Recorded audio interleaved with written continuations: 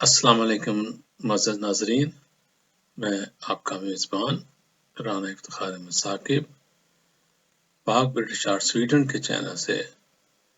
دینی پروگراموں کے سلسلے روشنی کے چوتھا پروگرام لے کر حاضر ہوں،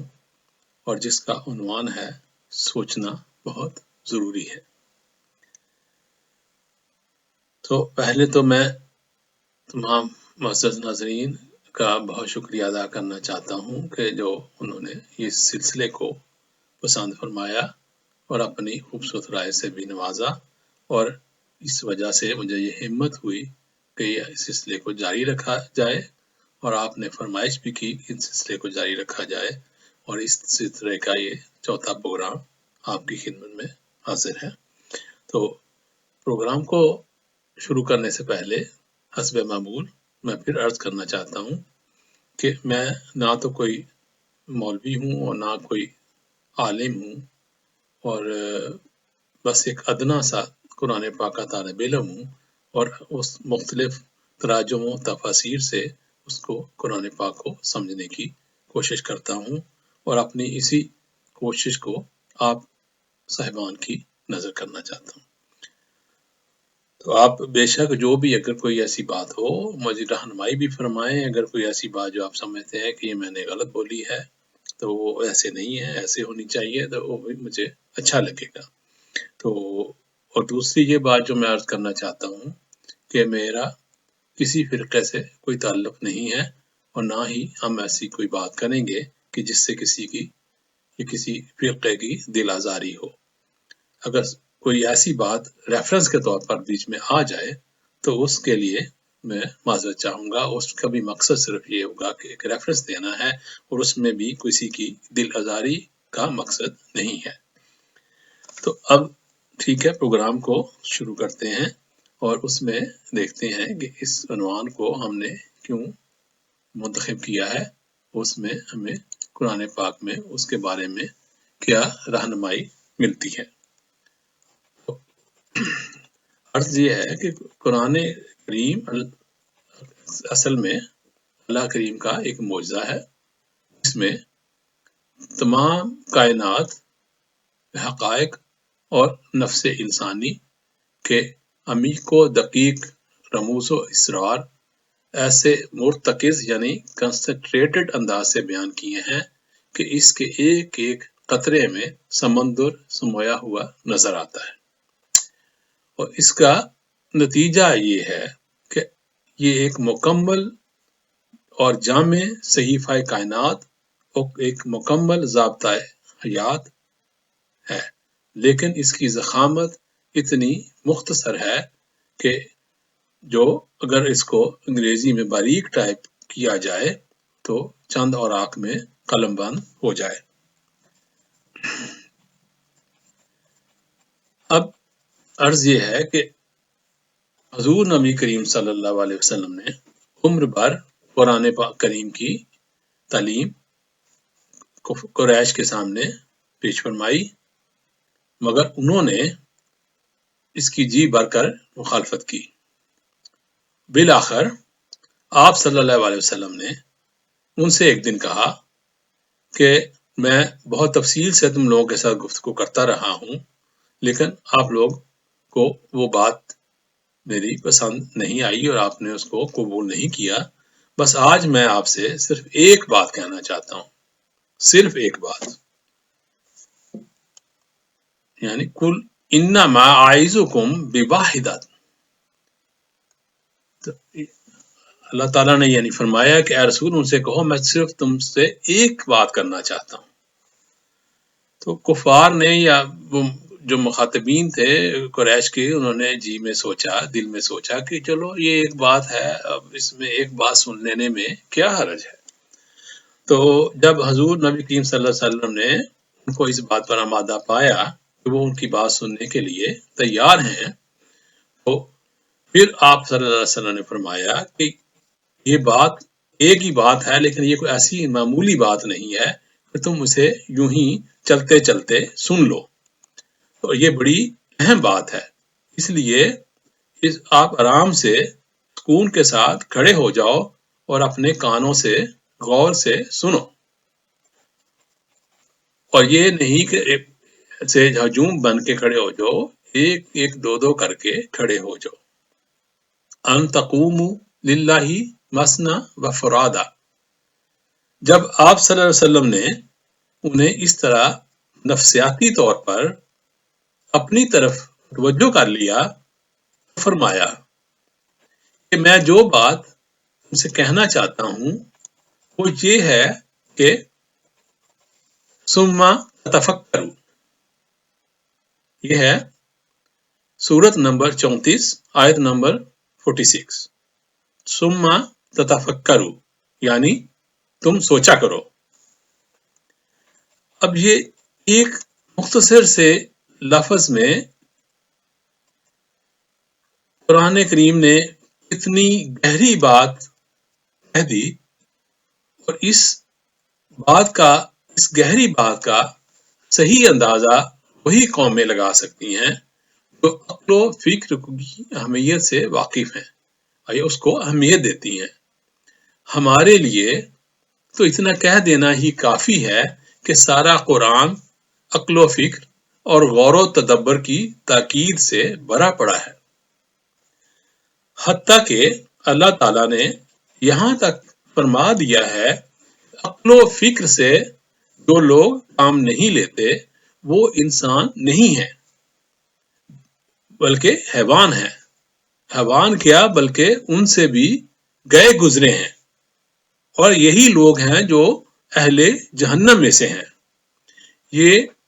ترجمہ جو میں نے عرض کیا، یہ سورت نمبر 7 اور اس کی آیت ہے 179۔ اب یہ ہے کہ قرآن کریم نے یہ کہہ کر جو لوگ عقل و فکر سے کام نہیں لیتے وہ انسان نہیں بلکہ حیوانی سطح پر زندگی بسر کرتے ہیں، اور نہ صرف فکر انسانی کی اہمیت کو اجاگر کیا ہے بلکہ اس کی تخلیقی تاریخ کی طرف بھی اشارہ کر دیا ہے۔ اب قرآنی حقائق اور عصر حاضر کے سائنٹیفک انکشافات کی روح سے زندگی کسی خاص فرد یا نوع کی زندگی نہیں بلکہ خود زندگی اولین جرثومہ حیات کے نقطہ آغاز سے اپنی ارتقائی منازل طے کرتی پیکر انسانی تک پہنچی ہے۔ اب اس بات کے بعد ہم دیکھتے ہیں کہ اس میں دو باتیں نمایاں طور پر سامنے آتی ہیں۔ نمبر 1، جس نوع نے جس مقام پر کشمکش حیات سے منہ موڑ لیا وہ نوع، وہ اسپیسیز اسی مقام پر رک گئی اور آگے نہیں بڑھ سکی۔ اس کا مقصد حیات اپنے آپ کو دہرائے چلے جانا یعنی ریپیٹیشن یا ریپروڈکشن، اپنے آپ کو اور پیدا کرتے جانا رہ گیا۔ لاکھوں کروڑوں سال سے اب دیکھیں جو مینڈک ہیں اپنے جیسے مینڈک پیدا کر کے ختم ہو جاتے ہیں۔ ایک بکری ہے وہ اپنے جیسی بکری پیدا کر کے ختم ہو جاتی ہے۔ با الفاظ دیگر کوئی ایک نوع بھی جب ایک مقام پر رک جاتی ہے تو اس کی زندگی کی حرکت دوہری رہ جاتی ہے۔ دوہری یعنی سائیکلک، یعنی سائیکل کے اندر وہ اسی جگہ سرکل میں حرکت کرتی رہتی ہے، اور اس کی جو یہ زندگی ہے اس کی ارتقائی یا دوسرے الفاظ میں صراعتی نہیں رہتی، یعنی ایوولوشنری نہیں رہتی۔ اب دوسری بات جو میں نے عرض کرنی تھی وہ یہ تھا کہ جو نوع آگے بڑھ جاتی ہے اس میں سابقہ نوع کے مقابلہ میں دماغی استعداد کچھ زیادہ ہوتی ہے۔ جب کوئی نوع کسی مقام پر رک جاتی ہے تو اس کی ذہنی استعداد کہیں منجمد ہو کر رہ جاتی ہے۔ زندگی جب انسانی پہکر میں پہنچی تو اس کی ذہنی استعداد کو فکر یا شعور سے تعبیر کیا گیا، اور یہ فکری صلاحیت یہ انسانیت کا خاصہ ہے اور حیوان اس سے محروم ہے۔ یہ وجہ ہے کہ قرآن کریم نے فکری صلاحیتوں کو کام میں نہ لانے والے انسانوں کو اولئک کالانعام بل ہم اضل، یہ جو میں نے پوری آیت پہلے آپ کو بتایا ترجمہ اس کا، سورت نمبر 7 آیت نمبر 179، یعنی کالانعام بل ہم اضل کہہ کر پکارا ہے، یعنی حیوانی سطح پر زندگی بسر کرنے والے، بلکہ ان سے بھی زیادہ گئے گزرے اور گم گردہ راہ، کیونکہ حیوانات کم از کم اپنی حیوانی صلاحیتوں یعنی انسٹنکٹ سے تو کام لیتے ہیں۔ اب دیکھتے ہیں کہ یہ فکری ارتقاء کیا ہے۔ تو عام لوگ تو یہ سمجھیں گے کہ اگر یہ بات ہے کہ یہ نظریہ ارتقاء درست ہے اور تو انسان کسی اور قسم کی نوع میں تبدیل کیوں نہیں ہو گیا، مگر ہم اس حقیقت کو بھول جاتے ہیں کہ اب ارتقاء جسموں اور پیکروں کے تغیر یا تبدل کی شکل میں نمودار نہیں ہوتا۔ منظر انسانیت میں پہنچ کر فکری ارتقاء کا آغاز ہوا، یعنی شعور کی ایک منزل کا سفر شروع ہوا، اور اس ارتقاء کا سلسلہ برابر جاری ہے۔ اب ذرا سوچئے کہ کیا لاکھوں سال پہلے کا غاروں میں بسنے والا انسان اور آج چاند اور ستاروں کو مسخر کرنے والا انسان، کیا فکری طور پر دونوں ایک ہی نوع کے افراد ہیں؟ آج کا انسان غار میں بسنے والے انسان سے یقیناً ایک بہت ہی مختلف قسم کا انسان ہے۔ اب قرآن پاک میں یہ وحی خداوندی کا مقصد یہی ہے کہ انسانی فکر کو بلا دے کر اس کی آماج گاہ کو وسیع سے وسیع تر کرتے چلے جانا ہے، اور جہاں تک فکری جلا کا تعلق ہے، قرآن کریم شروع سے آخر تک غور و تدبر پر زور دیے چلا جاتا ہے۔ قرآن کریم میں اللہ پاک کا ارشاد ہے، افلا یتدبرون القرآن ام علی قلوب اقفالها، یہ ہے سورت نمبر 47 آیت نمبر 24۔ ترجمہ اس کا یہ ہے کہ یہ لوگ قرآن میں غور و تدبر نہیں کرتے، وہ ایسا نظر آتا ہے کہ ان کے دلوں نے اپنے اوپر خود وضع کردہ تالے ڈال رکھے ہیں تاکہ ان کے اندر کچھ داخل ہی نہ ہو سکے، اور ان لوگوں کو اور اللہ تعالیٰ ان لوگوں کو مومن تسلیم ہی نہیں کرتا جو عقل و فکر سے کام لیے بغیر کسی بات کو یوں ہی سچ مان لیں۔ قرآن پاک میں اللہ تعالیٰ مومنین کی خصوصیت یہ بتاتا ہے کہ والذین اذا ذکروا بآیات ربہم لم یخروا علیہا صما وعمیانا، یہ ہے آیت سورت نمبر 25 اور آیت نمبر 73۔ ترجمہ اس کا یہ ہے کہ یہ وہ لوگ ہیں کہ اور تو اور جب ان کے سامنے آیات خداوندی بھی پیش کی جاتی ہیں تو وہ ایسا نہیں کرتے کہ عقل و فکر کو بالائے طاق رکھ کر اندھوں اور بہروں کی طرح ان پر گر پڑیں اور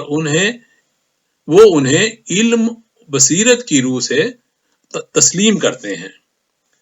تو یہ تھی مومنین کی صفات جو قرآن پاک میں بیان کی گئی ہیں، اور اس کے اور مزید اللہ تعالیٰ یہ فرماتا ہے کذالک یبین اللہ لکم الآیات لعلکم تتفکرون فی الدنیا والآخرہ، یہ ہے سورت نمبر 2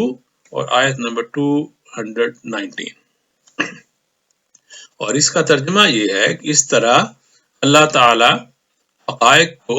نمایاں طور پر سامنے لاتا ہے تاکہ دنیا اور آخرت دونوں کی زندگی پر تم لوگ غور و فکر کر سکو۔ انسان کو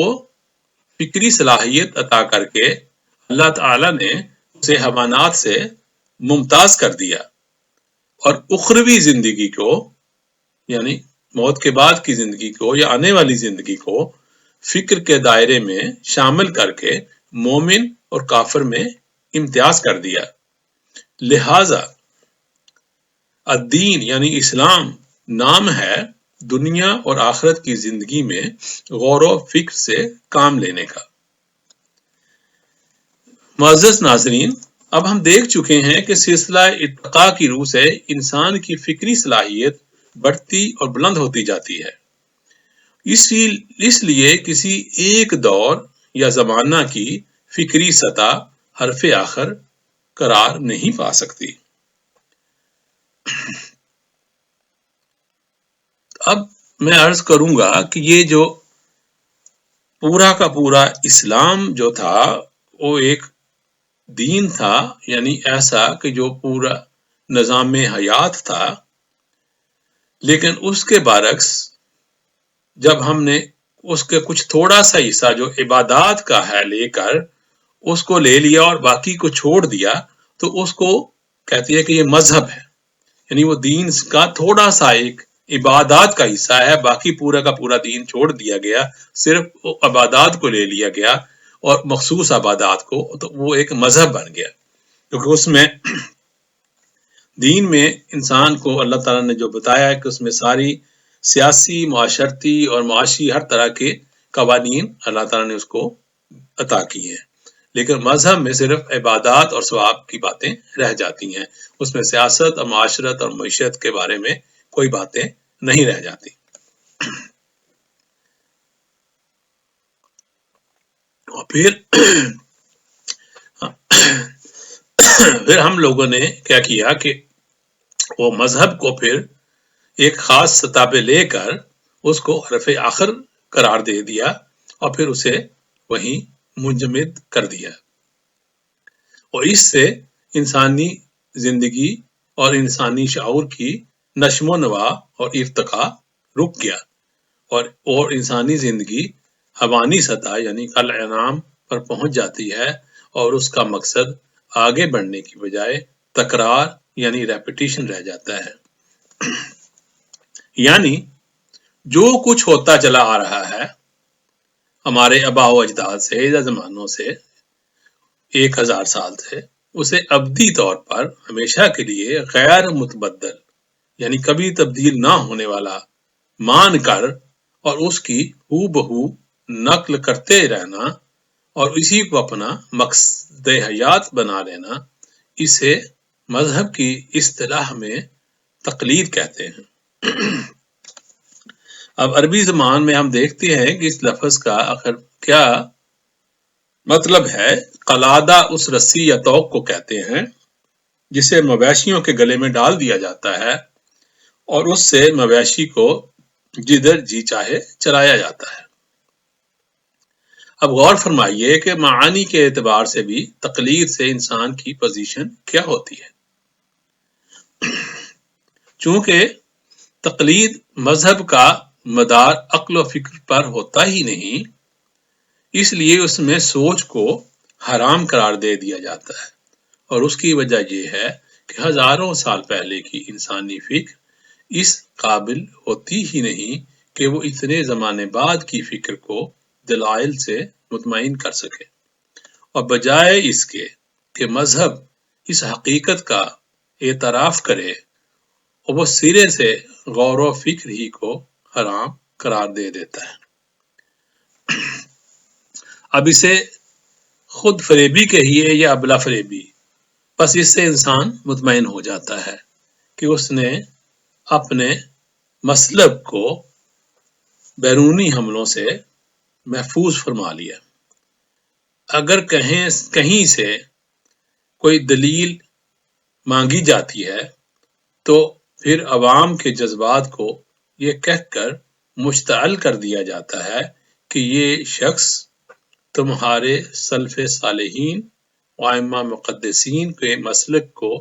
جھوٹا کہتا ہے، اور عوام پر عقل و فکر کے دروازے پہلے ہی بند ہوتے ہیں، اور جب ان کے جذبات کو بھڑکا دیا جائے تو پھر ان کے آتش فشاں کا لاوا ابل پڑتا ہے، اور دنیا میں یہ سب سے زیادہ خطرناک حادثہ ہوتا ہے جب جہالت میدان عمل میں اتر آئے۔ اور مذہب اس قسم کے وقتی ہنگامے تو برپا کرا سکتا ہے۔ پھر ایک دفعہ عرض کر دوں کہ میں نے مذہب اور دین میں فرق کیا ہے کہ دین جو ہے وہ مکمل طور پر نظام حیات ہے، اور مذہب اس کا ایک چھوٹا سا جزو ہے۔ دوام اس کے نصیب میں نہیں ہوتا، یہ جو ہنگامے ہیں وقتی طور پر ان کا ہمیشہ کے لیے اس میں وہ کامیابی نہیں ہوتی۔ اور مذہب پرست قومیں اہل فکر و عمل وال قوموں سے بہت دور پیچھے رہ جاتی ہیں، اور وہ قومیں ہر وقت آگے بڑھتی چلی جاتی ہیں، لیکن مذہب پرست قوم اپنے مقام پر بڑی عمودی حرکت میں مصروف رہتی ہے، اور اس ناکام کوشش سے تھک کر مرور زمانہ کے ہاتھوں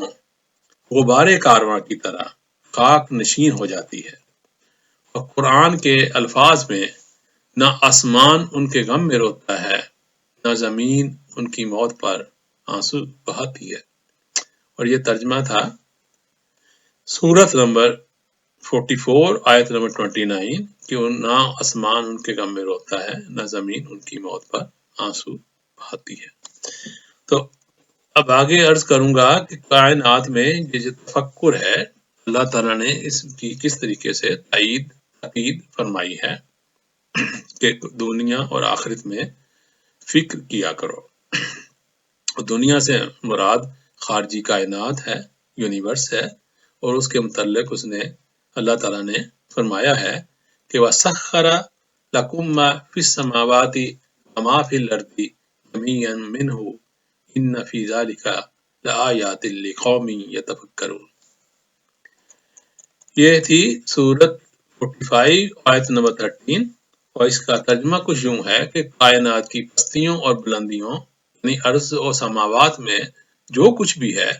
خدا نے ان سب کو انسان کے لیے مسخر کر رکھا ہے، اور اس میں ان لوگوں کے لیے جو غور و فکر سے کام لیتے ہیں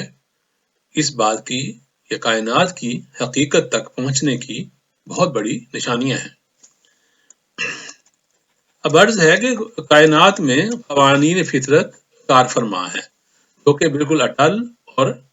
غیر متبدل ہے، یعنی یہ پرماننٹ ہیں اور اس میں کوئی تبدیلی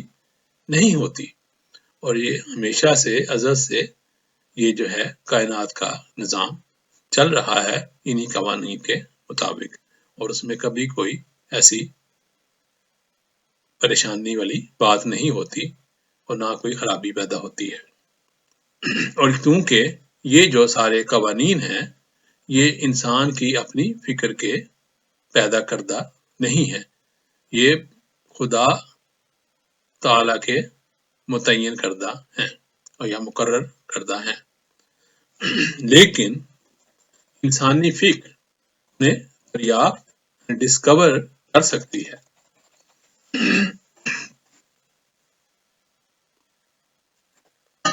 اس کے بعد ان قوانین کی روح سے فطرت کی مخفی قوتوں کو منکشف کیا جا سکتا ہے اور انہیں اپنے کام میں لایا جا سکتا ہے، اور انسانی فکر جوں جوں آگے بڑھتی جاتی ہے تسخیر فطرت کے نت نئے گوشے نمودار ہوتے چلے جاتے ہیں۔ جب مذہب انسانی فکر کو ماضی کی کسی منزل میں ساکن اور منجمد کر دیتا ہے تو فطرت کے متعلق جو کچھ اس وقت معلوم ہو چکا ہوتا ہے یا جو نظریات اس وقت قائم ہوتے ہیں ان کا علم اس سے آگے نہیں بڑھتا۔ اب اگر کوئی مفکر یا سائنسدان تازہ فکر کی روح سے نیا انکشاف کرتا ہے تو مذہب یہ کہہ کر اس کے خلاف موت کا فتویٰ صادر کر دیتا ہے کہ یہ نظریہ اسلاف کے یا ہمارے آباء و اجداد کے مسلک کے خلاف ہے اور یہ الحاد ہے اور بے دینی ہے۔ اب یورپ میں یہ عیسائیت کی بات ہو رہی ہے کہ 16ویں اور 17ویں صدی سے پیشتر کی تاریخ میں اس مار کا یعنی مذہب اور سائنس کی تاریخ ہے، اس میں گیلیلیو یا کوپرنیکس جیسے سائنسدانوں کو اس جرم کی پاداش میں داد و رسن قرار دیا گیا، اس کو پھانسی دے دیا کہ انہوں نے کہہ دیا کہ زمین گول ہے یا گردش کرتی ہے، اور اقوام مغرب نے تنگ آ کر آخر مذہب کا لبادہ اتار پھینکا، آج چاند تک اپنے کو زیر قدم لانے کے قابل ہو گئے۔ ان کا پادری تو آج بھی یہ کہتا ہے کہ کائنات فلاں سن فلاں مہینے فلاں دن کو وجود میں آئی تھی، لیکن اس کی اس آواز کو گرجا کی چار دیواری سے باہر کوئی قابل توجہ نہیں سمجھا جاتا۔ اب کیونکہ قوانین جو ہیں وہ اللہ تعالیٰ کے وہ نہ صرف دنیا کی زندگی بلکہ آخرت کی زندگی میں بھی موجود ہیں، جس کو خدا کے قانون مکافات یا اقدار خوابندی کہا جاتا ہے، اور جو قومیں اس اللہ کے قانون یعنی قانون مکافات پہ کی قائل نہیں ہے، اس لیے وہ جوں جوں فطرت کی قوتوں کی تسخیر میں آگے بڑھتی جاتی ہیں، باہمی تصادمات سے انسانی دنیا کو جہنم زار بنائے چلی جا رہی ہیں۔ یعنی کہ یورپ کی اقوام جنہوں نے فطرت کو مسخر تو کر لیا، لیکن ان کے پاس اللہ کے قوانین جو مکافات عمر یا دین کے قوانین ان کے پاس نہیں تھے، جو کہ قرآن پاک میں موجود ہیں، تو وہ پھر ایسی فطرت کی قوتوں کو مسخر کر کے، جیسے کہ آپ ایٹم بم کو دیکھ لیں، کس طریقے سے انہوں نے ان قوموں نے انسانوں کو تباہ کیا۔ اور بلکہ یہ میں حضرت علامہ اقبال رحمۃ اللہ علیہ کے الفاظ میں عرض کروں گا کہ ڈھونڈنے والا ستاروں کی گزرگاہوں کا، ڈھونڈنے والا ستاروں کی گزرگاہوں کا، اپنے افکار کی دنیا میں سفر کر نہ سکا، اپنے افکار کی دنیا میں سفر کر نہ سکا، اور جس نے سورج کی شعاعوں کو گرفتار کیا، جس نے سورج کی شعاعوں کو گرفتار کیا، زندگی کی شب تاریک سحر کر نہ سکا، زندگی کی شب تاریک سحر کر نہ سکا۔ تو یہ قرآن کریم نے دنیا اور آخرت دونوں کو فکر کی جولانگاہ قرار دیا ہے، اس سے دونوں چیزیں فکر میں آتی ہیں، اس لیے انسان پہ لازم ہے ان دونوں چیزوں میں اپنے شعور و فکر کی روح سے آگے بڑھنے کی جستجو کرتا رہے، اور دنیاوی فکر سے دنیا سے مراد تمام علوم سائنس ہیں جن کی تحصیل کے لیے اقوام مغرب کی فکر اس قدر مصروف سعی و کاوش ہے، اور چونکہ وہ مذہب کی گرفت سے آزاد ہو چکے ہیں، اس لیے وہ اس میں اپنی پوری تگ و دو کے ساتھ مصروف ہے۔ قرآن کریم نے 6 صدی عیسوی میں ان علوم کی تحصیل کو مومن کی زندگی کا شعار بتایا تھا، اور اس کی تائید میں بکثرت آیات پیش کی جا سکتی ہیں، لیکن ہم اختصار کے تحت صرف ایک آیت پر اکتفا کرتے ہیں، وہ ہے الم تری ان اللہ انزل من السماء ماء فاخرجنا به ثمرات مختلفا الوانها۔ یہ تھی سورت نمبر 35 اور آیت نمبر 27 کہ اس کا ترجمہ کچھ یوں ہے کہ کیا تم نے کبھی اس پر بھی غور کیا کہ بارش کا نظام کیا ہے، اور انواع و اقسام کی فصلوں، پھولوں اور پھلوں کی پیدائش اور افزائش کون سے قوانین فطرت کی روح سے ظہور پذیر ہوتی ہیں۔ اب یہاں غور کرنے کا مقام ہے کہ یہ دو شعبے جو ہیں کس علوم کے تحت آتے ہیں،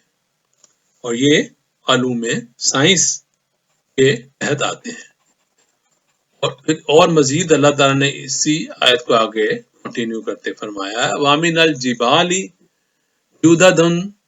بِيضٌ وَحُمْرٌ مُخْتَلِفٌ أَلْوَانُهَا وَغَرَابِيبُ سُودٌ۔ اور یہ وہی سیم آیت ہے سورت اور 27 اور آیت 30 سورت 35 اور آیت 27. اور کبھی تم نے اس پر غور کیا، یہ بھی ترجمہ ہے اسی آیت کا، کہ کبھی تم نے اس پر بھی غور کیا کہ پہاڑ جو بظاہر چٹانوں کے ایک بے ہنگم انبار سے نظر آتے ہیں، ان کے مختلف رنگوں کے قطعات، سفید ہے، سرخ ہے، کالا ہے، اس قسم کے یہ سب چیزیں، یہ پہاڑ کس قسم کے ارتقائی نظام کی شہادت دیتے ہیں۔ اب اس میں بھی دیکھیے،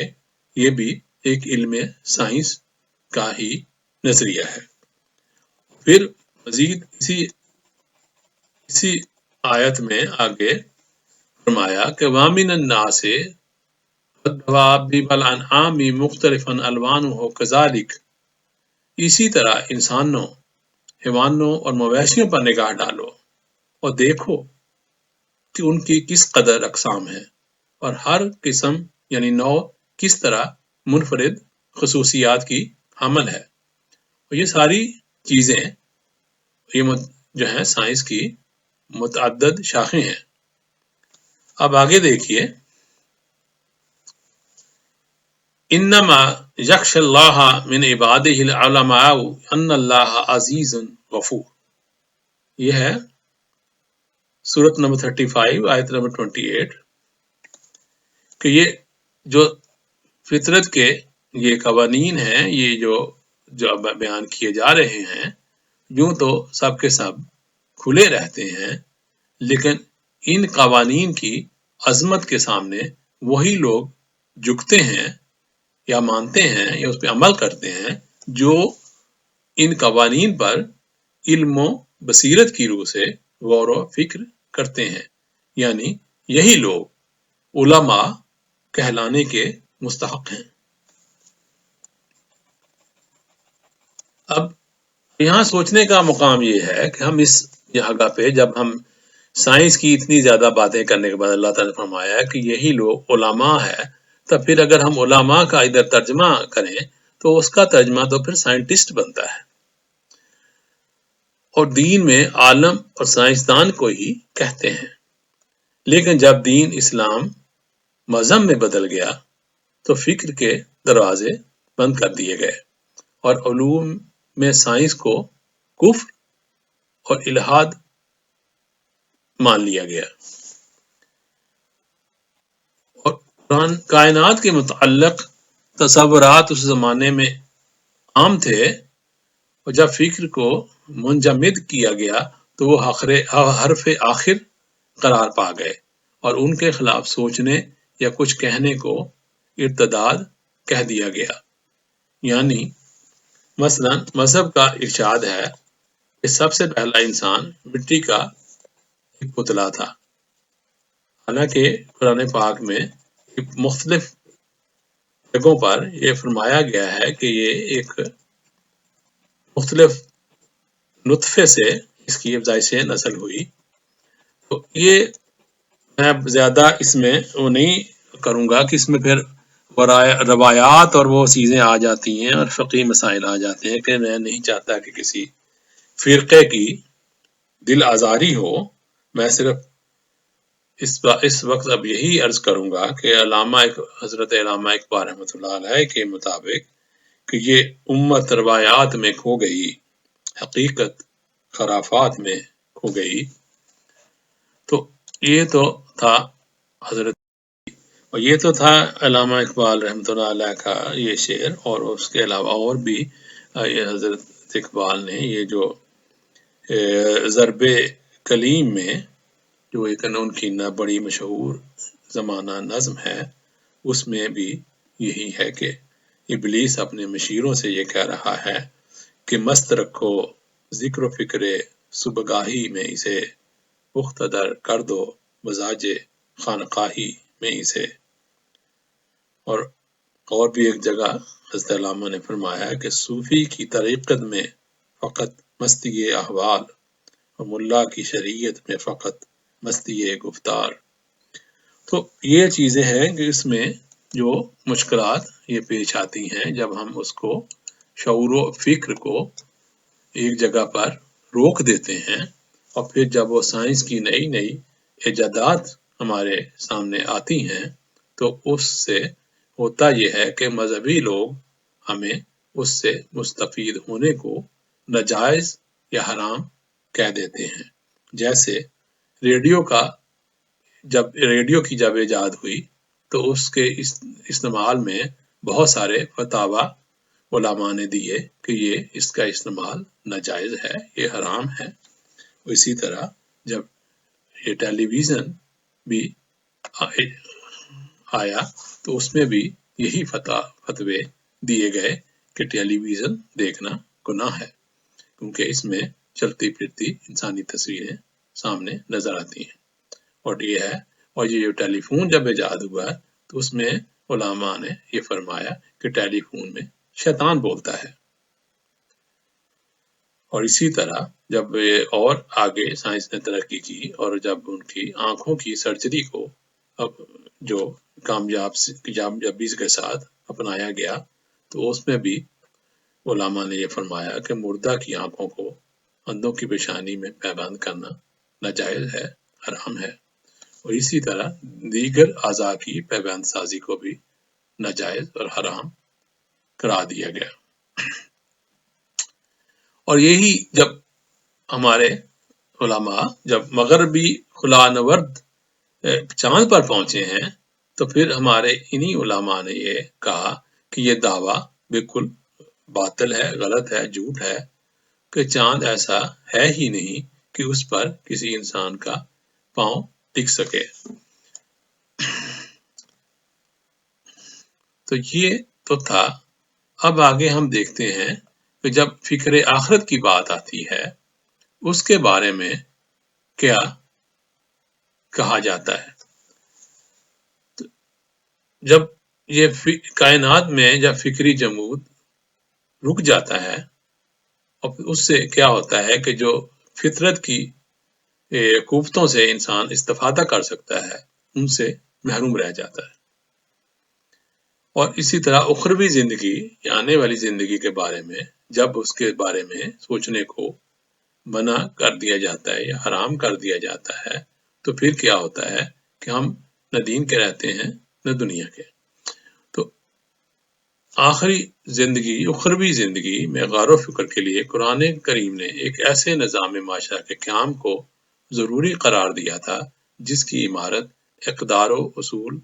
خداوندی پر استوار ہوتی ہو، اور ان قوانین جو اللہ تعالیٰ نے ہمیں قرآن پاک میں دیے ہیں اس کے مطابق ایک ایسا نظام معاشرہ جس طرح کے قوانین فطرت کی طرح یہ اقدار و اصول بھی فکر انسانی کی تخلیق نہیں ہے، خدا کے مقرر کردہ ہیں، اور یہ قوانین فطرت بھی غیر متبدل اور مستقل ہیں، اور قوانین فطرت کو انسانی فکر دریافت کر سکتی ہے، لیکن یہ اقدار و اصول وحی کے ذریعے بواسطت انبیاء کرام انسانوں کو دیے جاتے ہیں۔ اب یہ اپنی آخری اور مکمل اور غیر متبدل شکل میں قرآن کریم کے اندر محفوظ ہیں، اور انسانی غور و فکر ان کی صداقت کا ثبوت فراہم کر دیتے ہیں۔ قوانین فطرت اور اقدار وحی کی کار فرمائی کا انداز یکساں ہے، یعنی قوانین فطرت محکم اصولوں کی طرح اپنے مقام پر مستقل رہتے ہیں،